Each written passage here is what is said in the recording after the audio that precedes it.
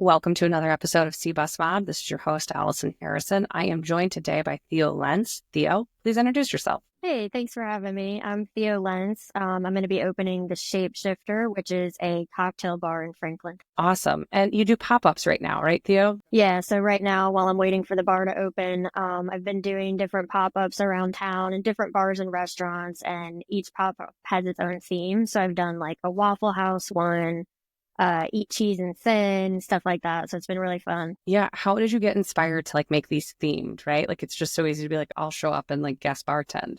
But that's not what you're doing. This is a different concept. I guess it started with just collecting things. I love cool glassware, just having fun, really. A lot of the cocktails I make are based off of different movies or pop culture. So it just kind of started from there, where I would make cocktails based off of movies or things that inspired me. And then I was like, let's just go all the way and, have a whole theme based off of something. And it's been received really well. So yeah. Awesome. All right. So how did you get into bartending? Because I'm certain that parents were not amazing, my kid is going to be a professional bartender. That's how they left high school. How did this evolve? Yeah, it's funny because my parents actually really wanted me to go to vet school. I don't know why that was the thing, but I hate anything medical. It just freaks me out. So I was like, I'm definitely not doing that. I initially wanted to go to the Culinary Institute of America in New York. Yeah. So I've always been very inspired by food and beverage ever since I was little. I grew up in New Jersey, and so my family would take me to New York City all the time, and there's just so much food culture. I drew a lot of inspiration from that. So I did go to culinary school for a while, and then I changed my major to hotel and restaurant management. So I've been in the service industry for 20 years now, actually. I managed a crepe shop. I worked at a pizzeria.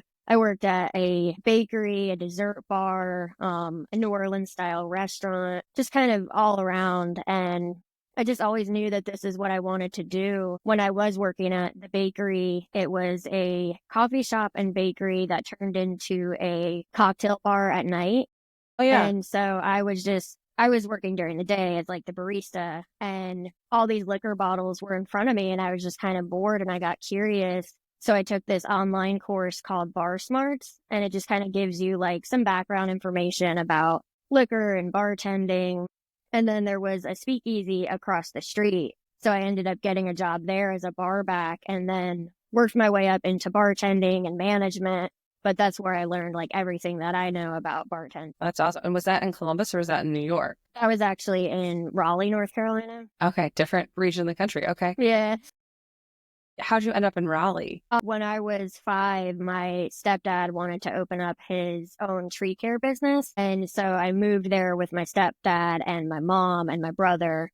And then my dad and, my other brother and sister, they lived in New Jersey. I went to year-round school, so I kind of split my time between North Carolina and New Jersey, which again is kind of what gave me that culture of having things from the South versus being able to go to New York City all the time. Yeah, those are two completely different worlds. Yeah. That you were kind of living in, which is cool because it's a different cultural context that I think most of us have.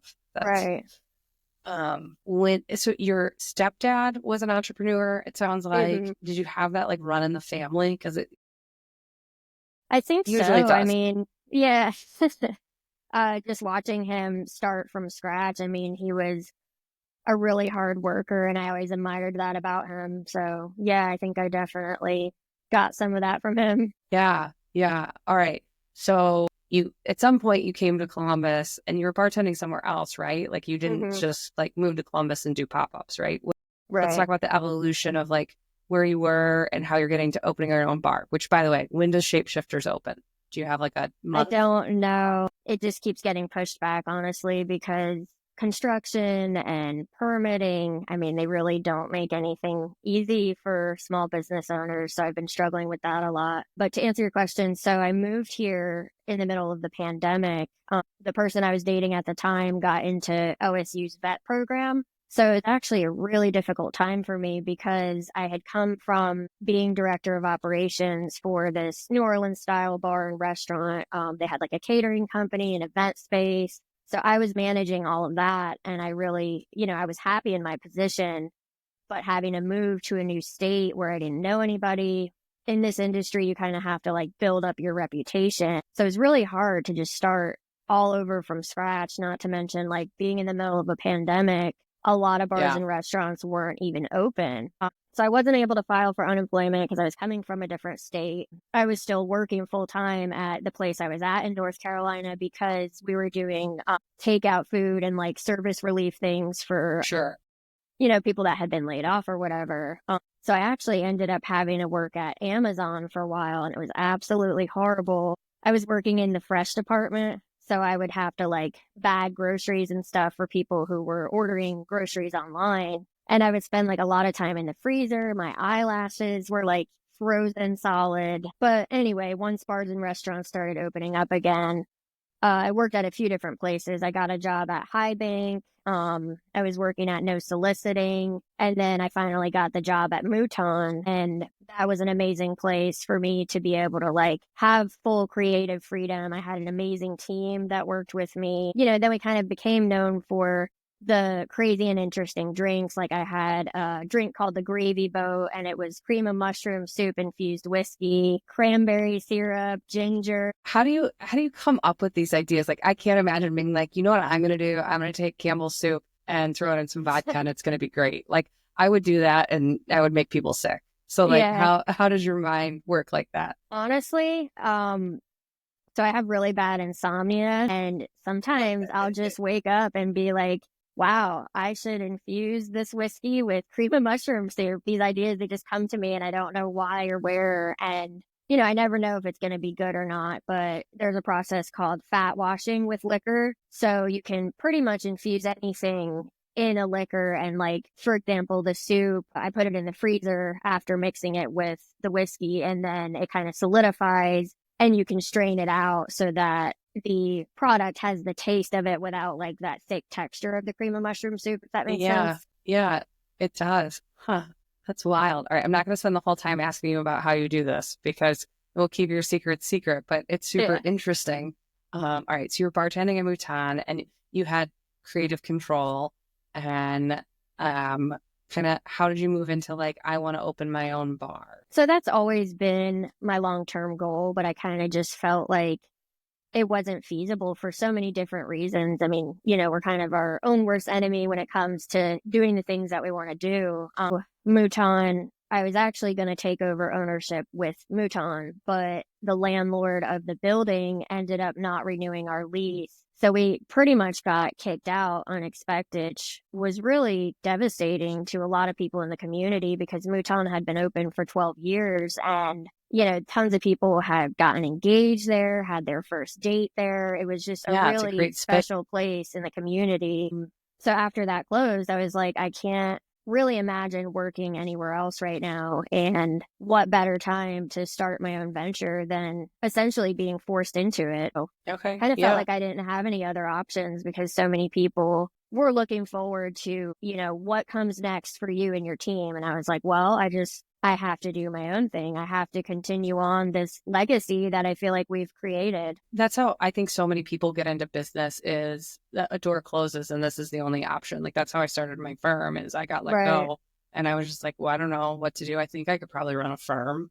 Yeah. And so kind of sort of in similar, you get let go, but you didn't have the space. So you said your team. Mhm.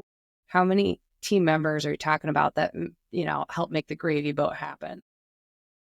Well, that idea in itself was mine, but Mouton was a very small space, so we had a small staff. It was just me and 3 other employees. But the cool thing was that we all had our different strengths and weaknesses, whether it came to like, one person really loved tiki drinks, so she would always make the rum-based drinks. I would always make like the weird savory ones. Another person would kind of just fill in wherever needed. So we just made a really great team together with all of our different flavor palettes, and it's fun to be able to like bounce ideas off of each other. Yeah.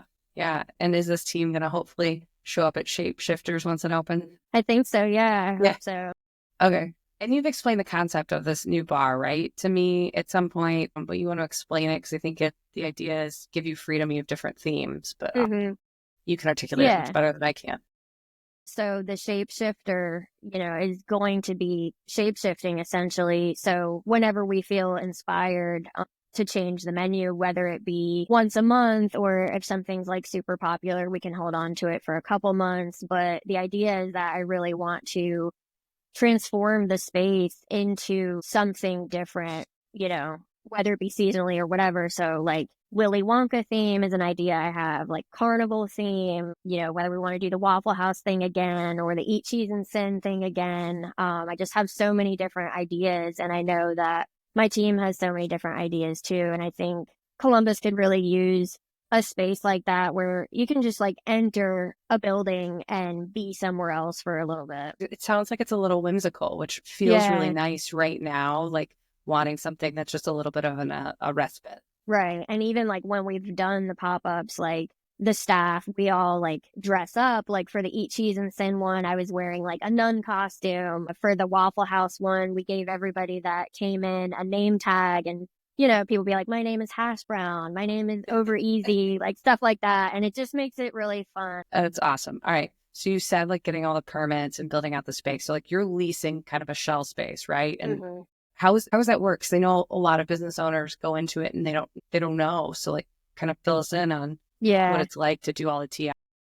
Well, I think it's been specifically harder for me in my situation because, like you said, our building is just a shell. So it's basically just 4 walls. It doesn't have working plumbing, no HVAC system. It was previously used as a garage and like an art studio / event space. So it needs a ton of work, just having to change like the zoning even from being like an event space to a functioning bar. I mean, the permitting and stuff, we pretty much have run into issues like every other day, things that I never even thought would be a problem. Like the most recent thing, we have a patio, which I was really excited about because, people love to sit outside when the weather's nice. And now we're finding out that we technically can't have a patio if we don't have our own private parking lot. But it's stuff like that that doesn't even really make sense to me because there's plenty of bars that don't have private parking lots and have patios. So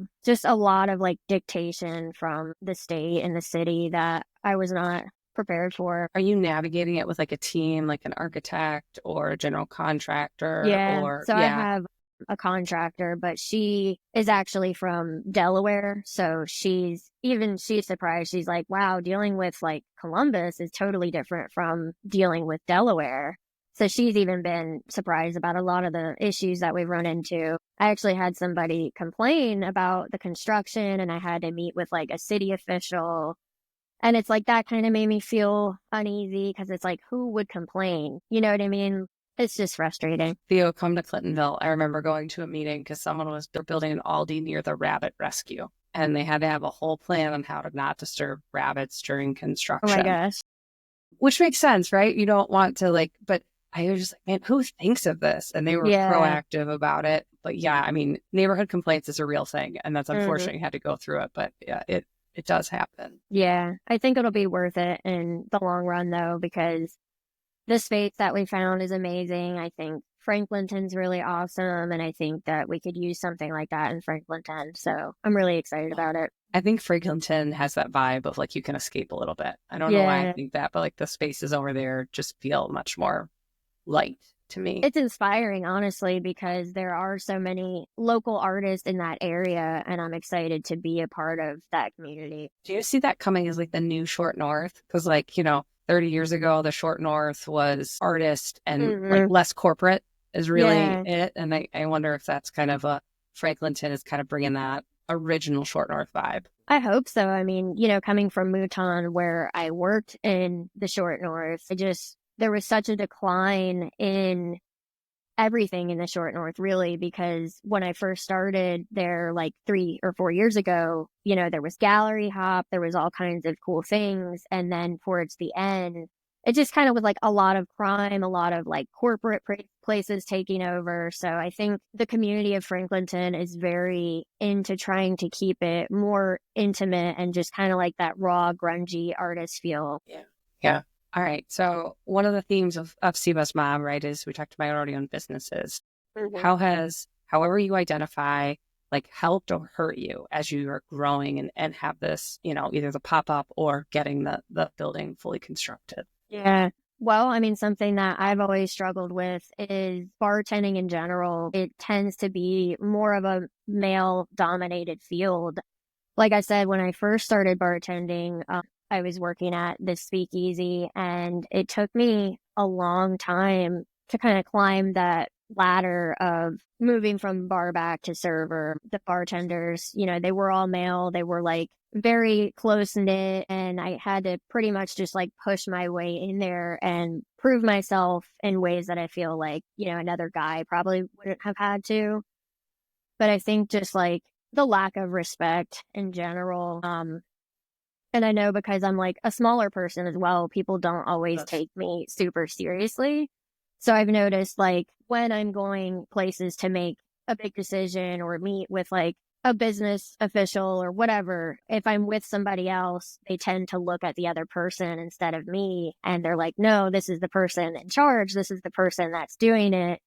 Even in general, like if someone's like, can I speak to the manager? And I'm like, hi, here I am. And they'll be like, oh, like me and somebody else bartending and that person's a guy. They'll be like, can he make me this? What can he do? And I'm like, that's actually just the dishwasher. I'm the bartender. I'm the one making your drink.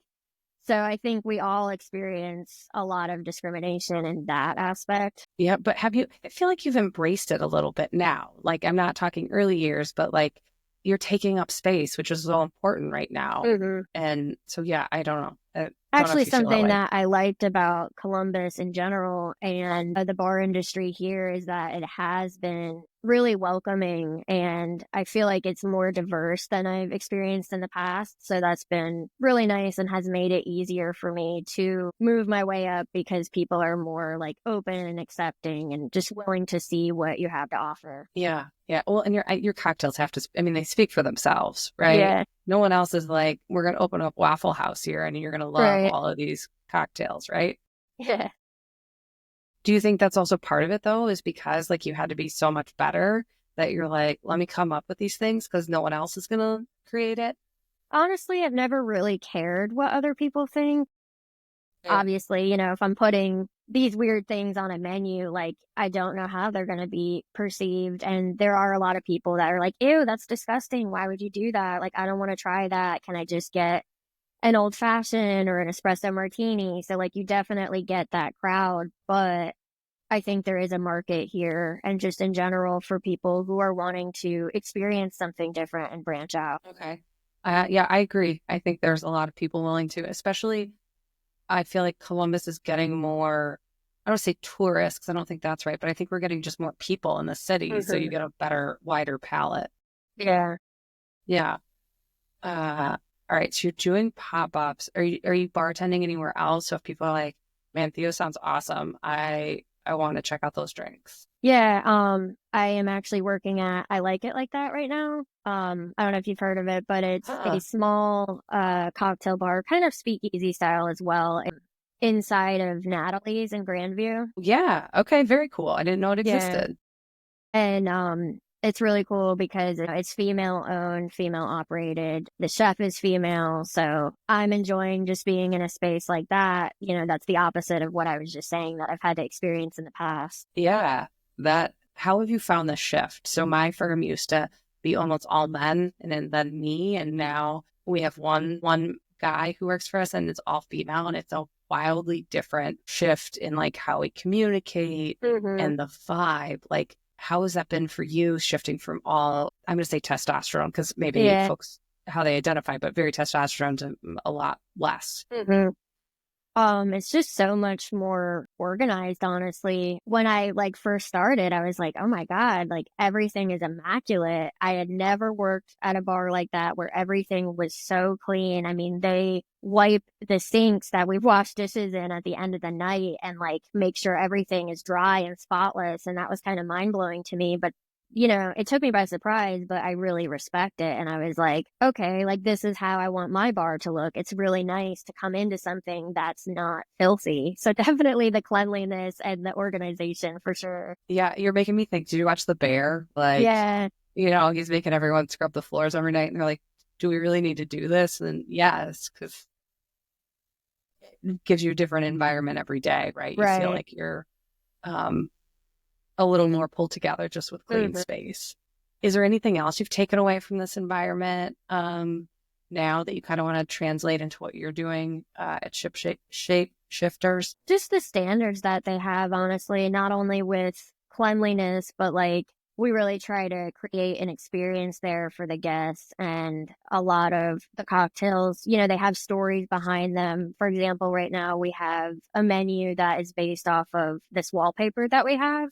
So it has a bunch of different characters on it, and they've created drinks based off of the characters. So it's just a lot of like storytelling. All of the wine that we offer is like low intervention. We try to go with like female wine owners, and it's just, you know, the attention to detail I appreciate. And that's something that I would like to carry with me onto the Shapeshifter, is just creating that story and experience for people. Yeah, no, that sounds incredible. I love it. Yeah. Now I'm gonna have to go check out the bar and get one of your cocktails. Yeah, I'm there Thursday, Friday, and Saturday night. Okay. All right, good to know. All right. You know, we always ask our guests kind of towards the end, and that's where we're at in this interview, is like, what is the one thing you would tell someone if they're like, I want to create my own company, I want to do my own thing? What's a piece of advice you have that you've learned? That's hard, but I guess I would just say, like, follow your dreams, because even though there's a ton of hurdles, I think that it's worth it to be able to do what you want fully. Yeah. What was your mental shift when you went from making bartender to like running the cocktail menu at Mouton, right? That's a shift from just like executing to creating. Mm-hmm. What was that like for you? I think I've always had that like leadership in me. So it, you know, whether it was from like, I want to create my own cocktails, because honestly, a lot of times I go places and I'm like, this drink just isn't balanced. Like, all it needs is a little bit more citrus to kind of balance out the sweetness. So I just felt like I could make drinks better, and that I wanted other people to experience how good cocktails can be, because, you know, they're expensive. And I'm sure we've all been to a bar where we just didn't like our drink, and it sucks to have to spend like $14 on something that's not good. But I also I like to lead by example. So I've worked a lot of places where the managers or the owners, they just kind of sit in an office and they don't do anything. And I want to be able to provide a space for other people where they can feel proud to work somewhere, and they can know that the owner of the establishment is there, you know, cleaning the trash can, cleaning the toilet, scrubbing the floor, like talking to guests, not just trying to make money. So that's super important to me. Yeah, being all in. Like, there's nothing I'm going to ask you to do that I wouldn't do personally or haven't done. Yeah, I definitely think that's important as well. All right. Well, Theo, we continue to watch and wait for Shapeshifters to open. You'll let us know when they do, so we can tell all of our listeners about it as well. Okay. It has been an absolute pleasure. Thank you.